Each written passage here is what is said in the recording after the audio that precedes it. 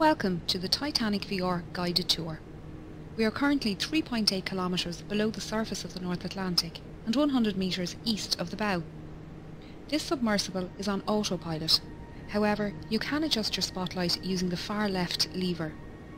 Please keep your arms and legs inside the vehicle at all times. I'll provide you with information about locations as we pass them, so please sit back, relax and enjoy the ride.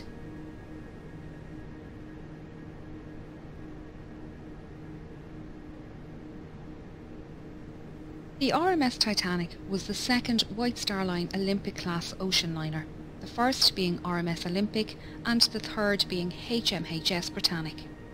She was 269 metres long, 28 metres wide and 72 metres tall from the bottom of her keel to the top of her masts. At 46,328 tonnes, she was the largest ship built at the time, being only slightly bigger than Olympic. Olympic and Titanic were the 400th and 401st hulls laid by shipbuilders Harland and Wolff in their Belfast shipyard in Northern Ireland. The two ships were built side by side, with work on the Olympic begun first. Everything on RMS Titanic was massive. This centre anchor was at the time the largest anchor forged by hand and weighed in at over 15 tonnes. The centre anchor and the two bower anchors were made by Noah Hingley and Sons in their workshop in Dudley, England. The anchors were transported to Belfast by horse, train and ship before being installed. It took 3 years to construct Titanic, but by the 2nd of April 1912, Titanic was completed and taken out to the Irish Sea for her trials. She was certified as seaworthy by the British Board of Trade and ready for her maiden voyage. She would be servicing the transatlantic route, a journey from Southampton, England to New York, USA, with stops at Cherbourg, France and Queenstown, Ireland. RMS Titanic carried mail and cargo as well as passengers. She had 6 cargo hatches with numbers 1, 2 and 3 forward and 4, 5 and 6 aft. On our left is the number 1 hatch, the access point for the forwardmost cargo hold. The hatch cover can be found lying about 100 metres in front of the bow. It was blown off this hatch when the bow impacted the ocean floor and the water inside was forced up and out of the ship. After departing Southampton on the afternoon of Wednesday the 10th of April, RMS Titanic began her 5,360 kilometres journey to New York City. She was due to arrive in the early hours of Wednesday the 17th of April, but with calm ocean conditions and good weather, it was possible she could arrive early on Tuesday evening instead. The night of the 14th of April was moonless and a light fog was developing on the horizon.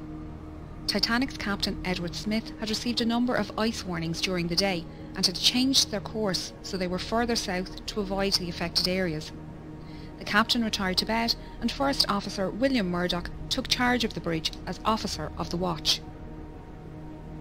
Titanic steamed ahead through the night while lookouts Frederick Fleet and Reginald Lee searched the horizon for small ice.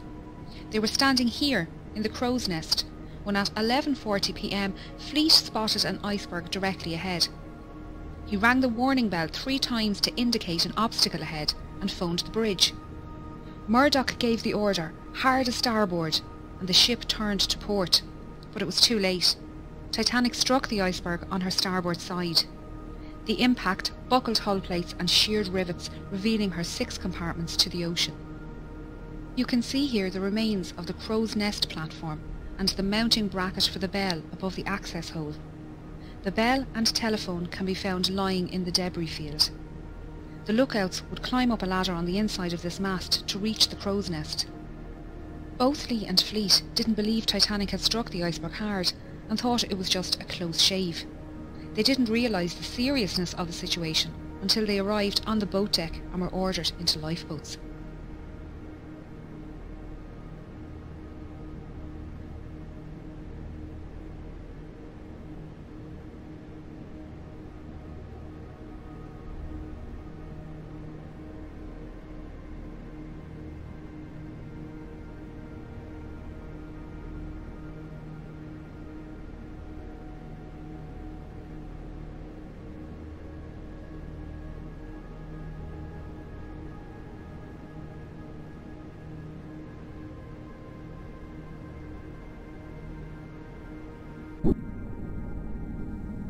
We are now heading down the number 2 hatch to reach the main cargo hold and mailroom. We're passing by decks D, E, F and G, which house the third-class open space and cabins for third-class single men and crew. Third-class single women and families were accommodated in the stern. The D-deck open space was a large sheltered area with bench seats, small tables and a bar. Steerage passengers used this space to walk, socialise and to listen to music. They were expected to create their own entertainment and some passengers brought their instruments with them on the journey. The third-class passengers held a dance party here on the night of the sinking. The crew staying in this section were mostly firemen, trimmers and greasers. These crewmen worked in the hot and dirty boiler and engine rooms, shovelling coal and greasing machinery. Because of this, they had their own special wash areas and slept in rooms away from passengers. They accessed their work areas through a passageway under the cargo hold below. Titanic contained 15 bulkheads, thick walls that separate her lower decks into 16 watertight compartments. It was a new design technique that meant Titanic could stay afloat with up to 4 of her compartments damaged and led to her being considered unsinkable. Unfortunately, the collision with the iceberg opened 6 compartments. Within the first 15 minutes, this cargo hold was underwater and the third-class accommodation on G-deck above was starting to fill with water. This hold was used to store cargo for passengers and businesses being transported across the Atlantic. Among the crates of fabrics, furniture and food products, there were also a few unusual items, including orchids, dragon's blood, barrels of mercury and a brand new Renault automobile. Some of the more expensive items being carried included Egyptian artefacts heading for the Denver Museum, the Rubaiyat of Omar Khayyam and the Le Circassiano Ben painting by Blondel. These items were most likely held in the first-class baggage area next door, but were lost along with the mailroom when that section filled with water 20 minutes after the collision. We are now going to head through to the mailroom on the other side of this bulkhead. RMS Titanic was registered as a Royal Mail steamer and contracted to transport mail across the Atlantic. RMS liners were favourable with passengers as they were considered more reliable to arrive at their destination on time. Titanic had a mailroom and post office on board, with 5 dedicated post office workers. This team consisted of 2 British and 3 American clerks, and together they sorted up to 60,000 letters per day. John Jago Smith and James Williamson were from the British Royal Mail, and William Gwynne, John March and Oscar Woody were from the US Postal Service. They worked in both this room and the sorting room upstairs, and their sleeping quarters can be found above on F deck. There were roughly 200 bags of registered mail and 3,500 standard mail bags on board, meaning a total of roughly 7 million pieces of mail and 700 parcels were lost in the sinking.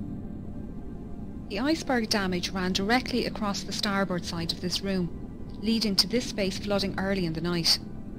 The 5 clerks worked tirelessly to try and save the mail and managed to carry 200 mail bags up these stairs to the sorting room.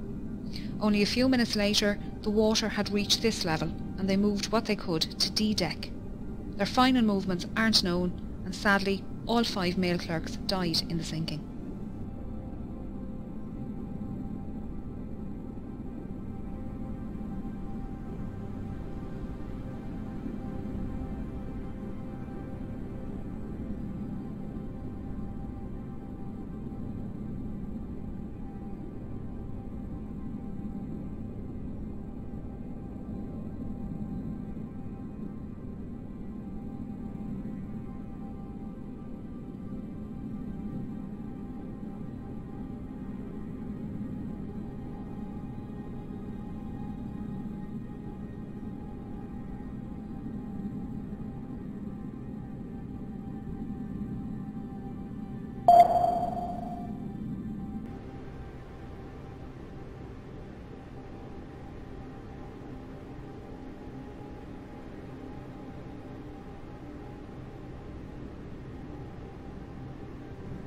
As the iceberg slid down the side of the ship, Murdoch ordered a hard aport, swinging Titanic's stern out of the path of the iceberg.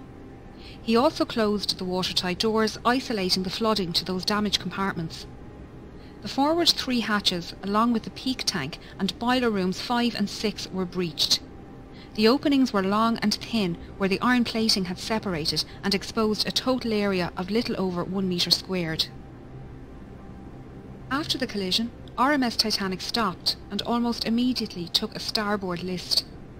The captain organised a group to go below and inspect the ship for damage. When they returned, Chief Designer Thomas Andrews was summoned to the bridge and given the damage report. Knowing the volume of each breached compartment and the initial rate of flooding, he calculated Titanic would sink within 60 to 90 minutes. The captain gave the order for the lifeboats to be prepared. Passengers who were woken by the impact were starting to make their way onto the decks. Many found large chunks of ice here on the forward well deck and shaved ice falling through open portholes on sea deck. Third-class men had an impromptu football match, and first-class passengers joked about keeping pieces of ice as souvenirs for the journey. While exciting, passengers didn't believe they were in any danger, and most returned to their cabins soon after. We're now moving up to the bridge and then over to the Marconi radio room. RMS Titanic was not only luxurious, but also the height of technology at the time. She had a Marconi radio set on board and could send messages to other ships and stations up to 3,200 kilometres away. The fore and aft masts suspended the Marconi twin T-type aerials, 4 cables that transmitted the radio signals across the ocean. The top of this mast rests on the collapsed navigation bridge, where the officer of the watch would stand and direct the ship. The smaller, sheltered room at the back was called the wheelhouse, and it was here the quartermaster stood at the helm and piloted the ship. You can see the outline of the wheelhouse walls on the floor. This telemotor is all that is left of the wheel, and along with the commemorative plaques, serves as a stark reminder of the events of that night. Titanic carried just 20 lifeboats, 4 more than required by the regulations outlined by the British Board of Trade. There were 14 regular wooden lifeboats, 2 smaller cutters and 4 Engelhart collapsible boats. The total capacity of these lifeboats was only 1,178 people, far less than the total on board. This fact must have weighed heavily on the captain's mind, as he specified the boats to be filled with women and children first. Many passengers refused to board lifeboats, believing they would be safer on board Titanic. Just over an hour after the collision, the first lifeboat left the sinking ship. By 2 a.m, only her 4 collapsible lifeboats remained unlaunched. This is davit number 1, the only davit remaining in a standing position on the wreck. It was used by First Officer Murdoch to lower Lifeboat 1 and Collapsible C, and was in the process of lowering Collapsible A when the bridge suddenly ducked under the water at 2:15 a.m. The officers, crew and passengers alike were washed from the decks by the resulting wave, and the lifeboat floated away upright and empty.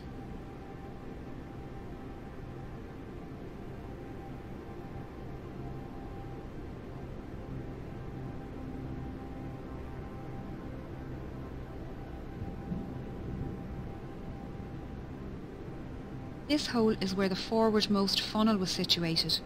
As the bow dipped under the surface, the funnel fell forward and crushed the starboard bridge wing and the people swimming in the water nearby. The stern rose out of the water, peaking at an angle of around 15 degrees. This placed stress on Titanic's keel, which buckled and twisted, tearing the ship in half and sending the waterlogged bow plummeting to the ocean floor. The tear wasn't clean, with the decks failing to hold at varying positions. The stern, now rapidly filling with water, bobbed on the surface for a few minutes before slipping under. Those in lifeboats had rowed far away from the ship for fear of being pulled under by the suction as Titanic sank.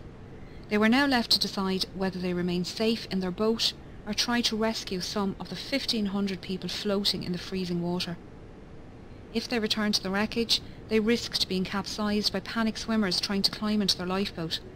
It was a hard decision, and many decided the risk was too great. Only 3 boats pulled people from the ocean that night. Most people in the water succumbed to hypothermia within 15 to 20 minutes, their life belts keeping them afloat. A few managed to make their way to the unlaunched collapsibles A and B and pulled themselves aboard. Here they waited, in the dark, not knowing how long they would be floating on the open sea. The opening ahead of us is the Marconi room skylight. We're now going to descend into the room to learn about the rescue.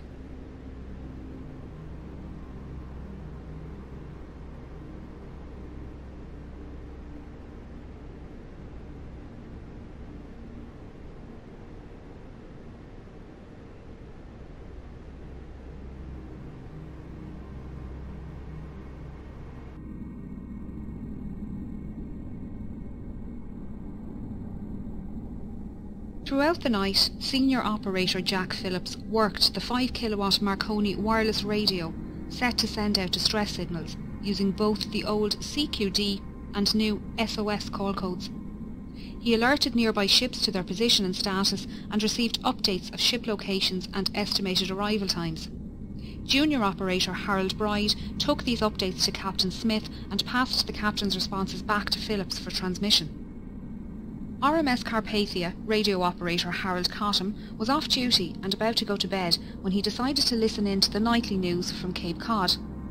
Operators there mentioned they had ice warnings for Titanic, and Cottam decided to pass on the message.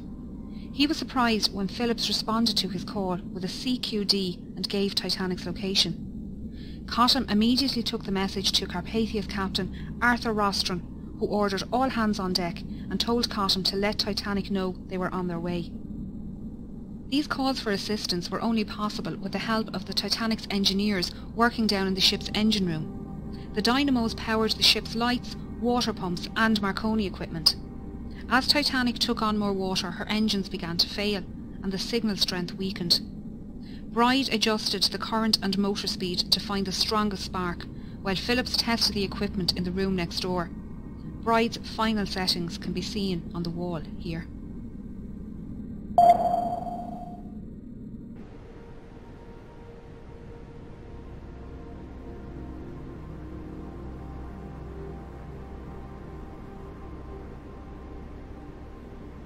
When water reached the boat deck, the operators left their station, with Bride heading towards the port bow and Phillips to the starboard stern. After the wave washed over the decks, Bride found himself in the water underneath collapsible B and managed to climb aboard. Phillips was lost in the sinking. RMS Titanic was carrying an estimated 2,208 passengers and crew, with only 712 surviving the disaster. Those who survived spent the night floating in darkness until RMS Carpathia arrived around 4 a.m. Captain Rostron had pushed the Cunard liner to break her speed record, but it wasn't enough. Titanic had sunk before Carpathia arrived, and they found 20 lifeboats at Titanic's location. Unfortunately, the exact number of victims is unknown, as there were many last-minute ticket purchases and cancellations, and the documentation was lost along with the ship. Of the 1,370 known passengers, over half were travelling third class, or steerage as it was called. These passengers couldn't access the boat deck without entering second class or crew areas, meaning many were unaware how to get to the lifeboats and escape the sinking. Passengers from different classes were strictly separated and not allowed to visit each other's areas. This was mainly for health and immigration reasons, as all third class passengers emigrating to the United States were taken to Ellis Island for a health check and processing before being allowed to enter the mainland. The US government was concerned about diseases entering the country, and all ships transporting people to the United States had to adhere to the segregation laws. First and second class passengers had no issues making their way to the boat deck, as staircases provided both classes direct access. This forward grand staircase is one of the most iconic spaces within the ship, and linked the floors accessible to first class from the boat deck through to F deck. Each deck contained stylised cabins, common spaces and state-of-the-art facilities.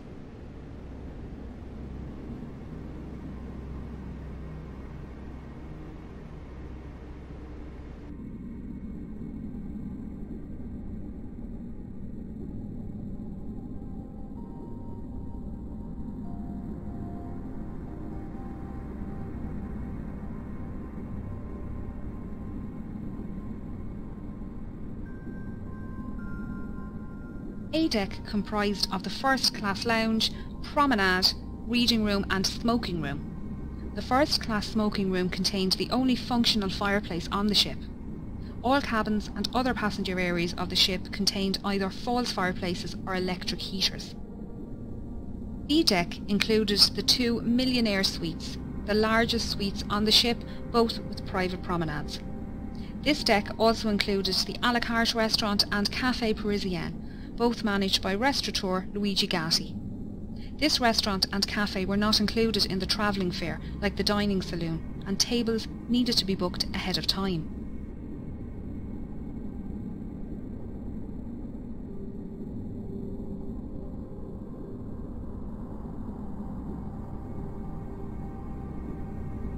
C deck was known as the shelter deck and contained first-class accommodation along with a first-class barber shop, inquiry office and purser's office.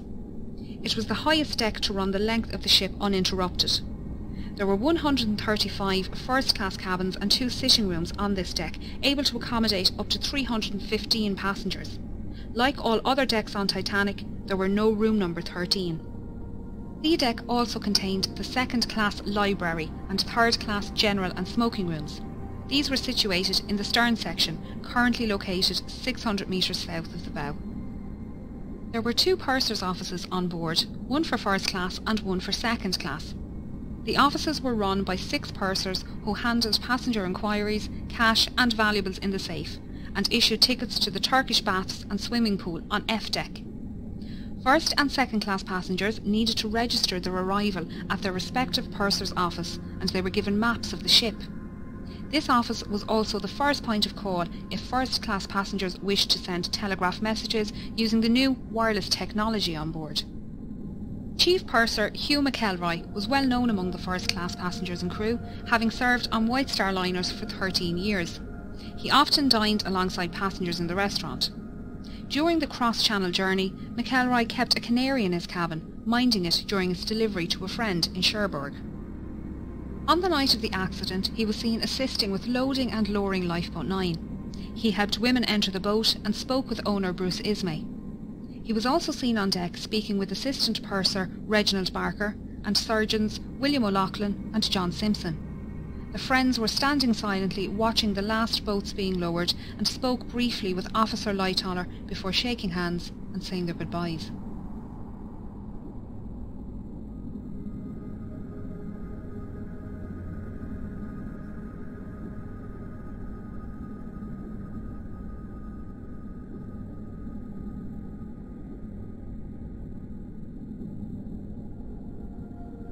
The sitting room, one of the most recognisable on board Titanic, was part of a parlour suite occupied by the Strausses. It was decorated in the Regency style with mahogany furniture and gilt panels. It was the only room on board in this style, and you can still see the golden clock sitting on the mantelpiece surrounded by debris. The bedroom next door also contained mahogany furniture, this time contrasting with the white gilt panelling and decorated in the Empire style. Isidore Strauss was one of the owners of Macy's department store, and he and his wife Ida were returning home to the United States after visiting Europe for the winter. Their adult son Jesse was travelling with his young family from New York towards Europe on board the liner SS America, and their ships crossed paths in the afternoon of the 14th of April. Isidore sent a short message to Jesse that afternoon, noting the fine weather they had experienced. Unfortunately, Jesse wouldn't learn of his parents' fate until some 4 days later.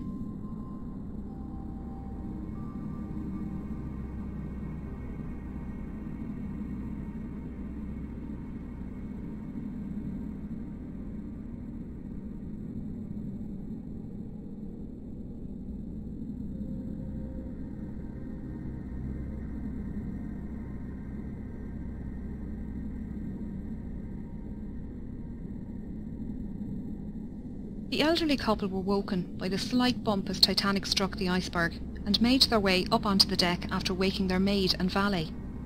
When the time came for Ida to board Lifeboat 8, she entered the lifeboat but then realised her husband would have to stay on board. She stepped back out.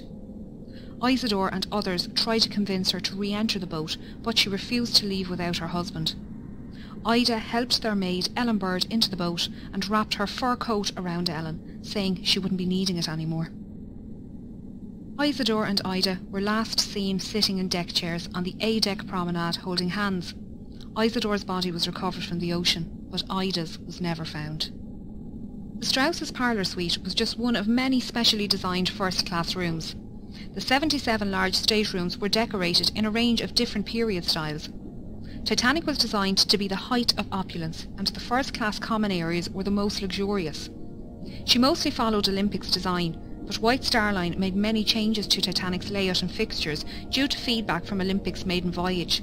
Some design changes can be seen on D-deck.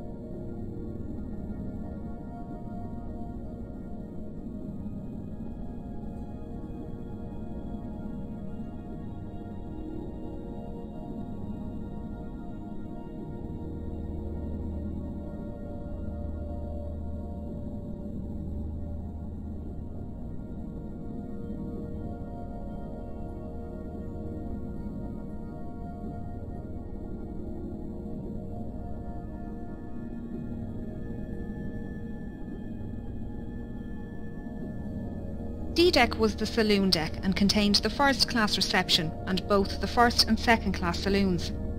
This was also the highest deck to accommodate all three classes. This reception room was possibly the most utilised first-class space on the ship. It extends the full width of the ship and was decorated Jacobean style with raised ceilings, white carved panelling and dark green carpet. The arched windows on the sides allowed natural lighting during the day and were lit at night by electric lights hidden behind the glass. White wicker furniture with green cushions and potted palms completed the look, keeping the space open.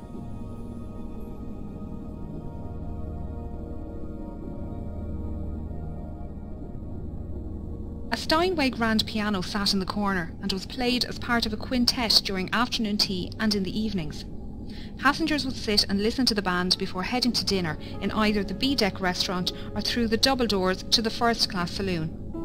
Percy Fletcher, the ship's bugler, called passengers to their evening meals by playing the Old Roast Beef of England at various locations around the ship.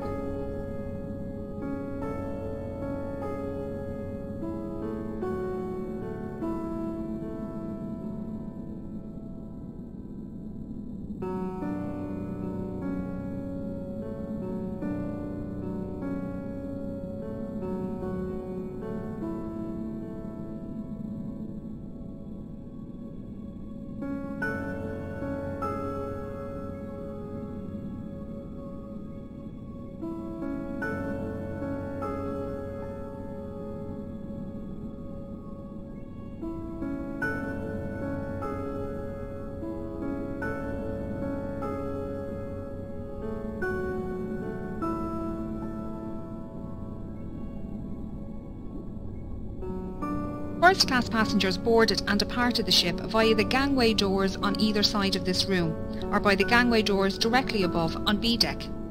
These lobbies were larger on Olympic and extended out into the reception area. During Olympic's maiden voyage, White Star officials noticed crowding in the reception area each night after dinner and decided to extend the reception area on Titanic. They also redesigned the small reception area near the B-deck restaurant to split the crowd and added additional seating in both areas. These three elevators serviced only the first-class passengers and ran from A-deck to E-deck. A fourth elevator was available off the second-class staircase and was the first elevator to be available for second class on any White Star liner. As no photographs exist of Titanic's forward grand staircase or elevators, it was assumed they were exact copies of those found on Olympic. It wasn't until film director James Cameron explored this area with an ROV that it was discovered the intricate design of their grilles is different to that on Olympic. Not a lot of sea life lives at this depth, but since discovering the wreck we've learned quite a bit about the ones that do. So far, 24 species of invertebrates have been discovered around the wreck, including crabs, coral and sea stars. There have also been 4 species of fish found, with the rat-tail or grenadier fish being one of the more common species. They can grow up to 1 metre long and can be found both inside and outside the wreck.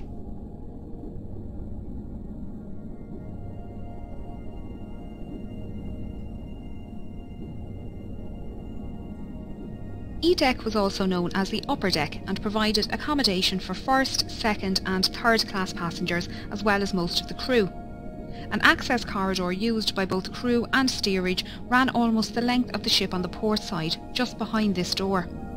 Named Scotland Road by the crew after the busy street in Liverpool, the 2.6 metre wide corridor allowed passengers to make their way to and from the dining saloons on F-deck and crew to reach their quarters. This side of the door was strictly first class only, and running down the starboard side were 45 staterooms. These rooms were alternative first or second class and were therefore not as luxurious as those on the decks above, but still comfortable. Many contained mahogany furniture with white enamelled brass beds.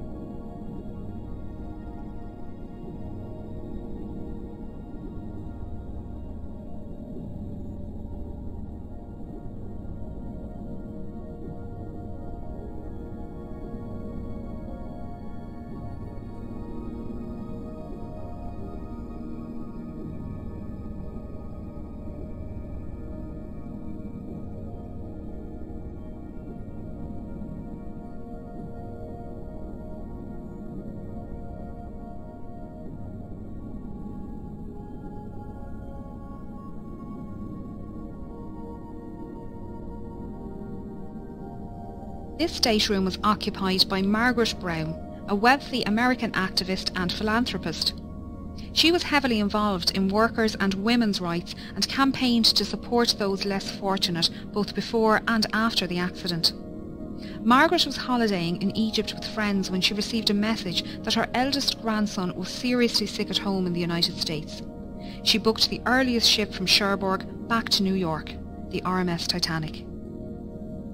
In her interview with Colonel Archibald Gracie, she stated she was lying on her brass bed reading at the time of the accident. She felt the bump, but didn't think much of it and kept reading. It wasn't until she heard men talking about heading up on deck that she decided to find out what happened. One of the men told her to grab her lifebelt and head up onto the boat deck with them.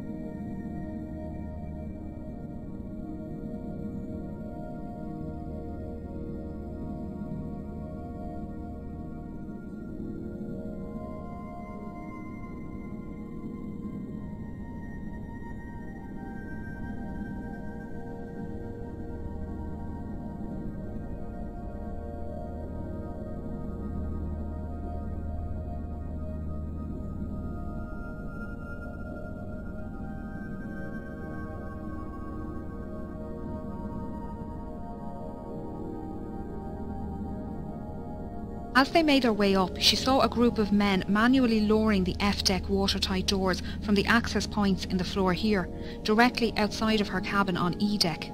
The men were joking around as they worked, so she thought it must only be precautionary. Margaret helped women board lifeboats on the port side of the ship before being persuaded to join Lifeboat 6. She noticed her lifeboat was lacking rowers and organised people to take an oar. She tried to convince the passengers of her lifeboat to head back to the wreck and save those swimming, but was met with opposition from the quartermaster in charge. Once on board RMS Carpathia, she organised a 9-member survivors committee who raised compensation funds for second and third class passengers and paid for passenger telegraph messages. The committee raised over $10,000 in the 4 days' travel to New York, the equivalent of $234,000 in today's money. Margaret, along with 2 other first-class women, organised daily counselling sessions held in the dining saloon, and her fluency in French, German, Italian and Russian helped her console non-English speaking passengers. Margaret's efforts to help others on board both Titanic and Carpathia earned her respect, as did the determination of Carpathia's Captain Rostron. At a ceremony in New York, Titanic survivors presented Captain Rostron with a silver cup and golden medal to thank him for coming to their rescue and for the hospitality shown to them on board Carpathia.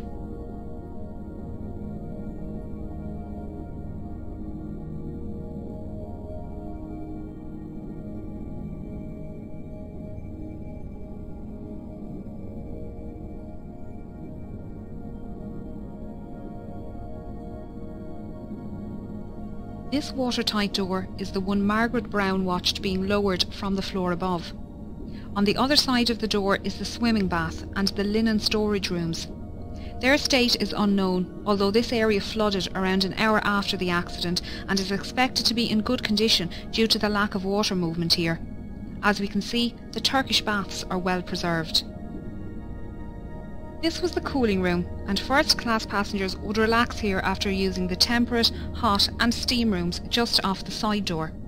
Passengers would change into towels using the change rooms in the starboard corner and store any valuables in the cabinet next to the vestibule. The passenger would then make their way down to the temperate room, where they would sit or lay in the heat for 10 to 15 minutes. Here they would start to sweat before moving into the adjoining hot room.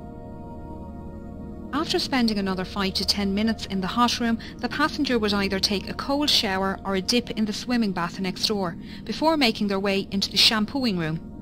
Here the passenger would lay on a marble table while an attendant gave them a full body wash and massage. Once dry and wrapped in clean towels, the passenger would make their way back to the cooling room, where they would relax until their body returned to the normal temperature. The Turkish baths is one of the best preserved areas on the ship, with most of the tiles, ceiling lanterns and wooden panelling still in place. The deep location within the wreck leaves it protected from destructive currents, although there is still sea life down here. The rust icicles, or rusticles, hanging from the ceiling are created by iron-eating bacteria. They come in different shapes and are incredibly fragile, disintegrating when touched. Along with the bacteria, fungi, shells, sand, clay and coal can be found within the rusticles.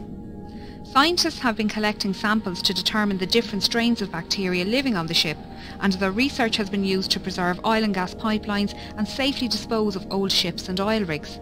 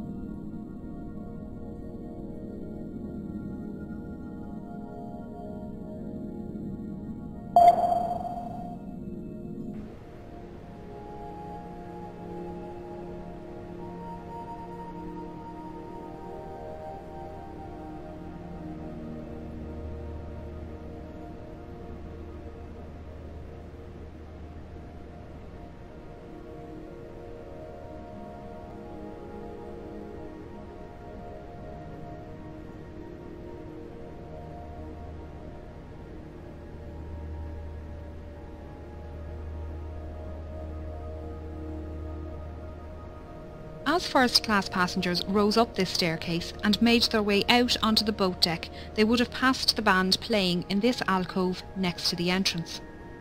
The band consisted of 8 musicians led by violinist Wallace Hartley. They usually played separately as a quintet and string trio at varying locations throughout the day. During the evacuation, the musicians began playing near the B-deck restaurant, before later moving up to this position near the forward grand staircase.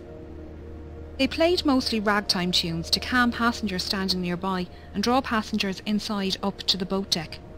Some survivors state that the band played until the end and that the night was so quiet even those in lifeboats away from the ship could hear the music. Many survivors claim that the hymn "Nearer My God to Thee" was the last song played, although it was also reported to be "Songed Autumna." Sadly, all 8 members died during the sinking, with only 3 remains recovered by the cable ship Mackay Bennett. Wallace Hartley was one of them, found with his violin inside his case and strapped to his body. The violin was an engagement gift from his fiancée, and it was returned to her following his death. Memorial monuments have been erected around the world to honour those who died at their posts as Titanic sank. The musicians playing on deck, the passengers who loaded lifeboats and then stood aside, the firemen and engineers keeping the dynamos running.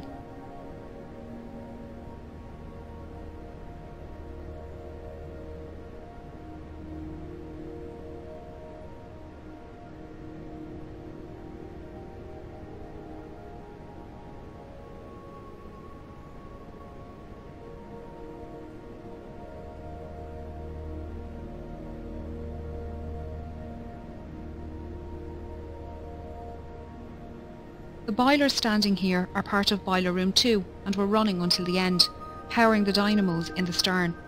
A skeleton crew remained in the electrical engine room, redirecting power and keeping the lights on. This is the point where the keel failed and the massive ship began to tear itself apart.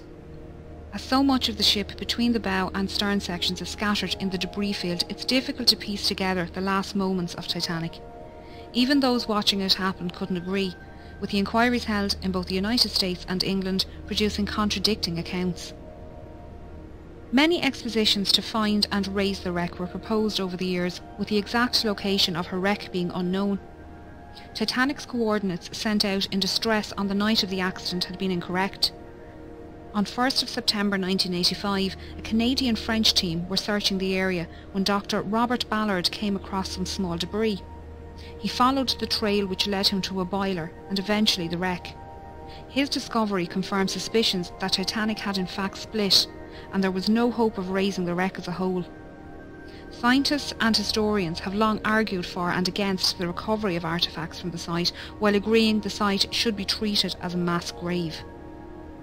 Although it's predicted Titanic's wreck will disintegrate within the next 20 years, her story will intrigue generations to come.